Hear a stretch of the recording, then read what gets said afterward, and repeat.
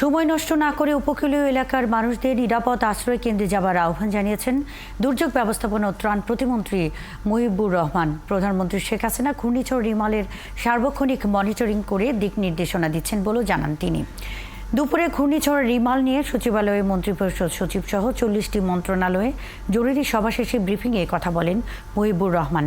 তিনি জানান, ঘূর্ণিঝড় মোকাবেলায় উপকূলীয় অঞ্চলে 9,000 আশ্রয় কেন্দ্র প্রস্তুত রাখা হয়েছে।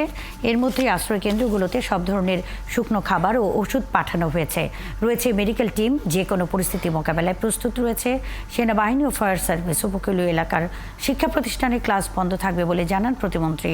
আজ সন্ধ্যা 6টা থেকে সোমবার সকাল 6টা পর্যন্ত বন্ধ ঘোষণা করা হয়েছে চট্টগ্রামের কর্ণফুলী বঙ্গবন্ধু টানেল।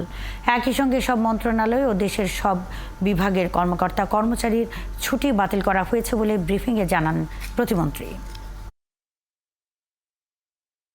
কালক্ষেপণ না করে যেই সমস্ত এলাকা অ্যাফেক্টেড হওয়ার সম্ভাবনা ইতিমধ্যে ঘোষণা হয়েছে, সবাইকে এক্ষুনি নিরাপদ আশ্রয়ে যাওয়ার জন্য অনুরোধ করছি।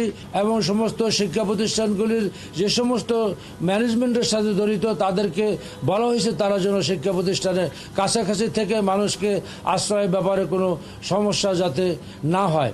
শুধু তাই না, আমরা ঝড় মোকাবেলার পরবর্তীতে আমরা রেস্কিউ করার জন্য আমাদের মেডিকেল টিমগুলি সব প্রস্তুত রয়েছে।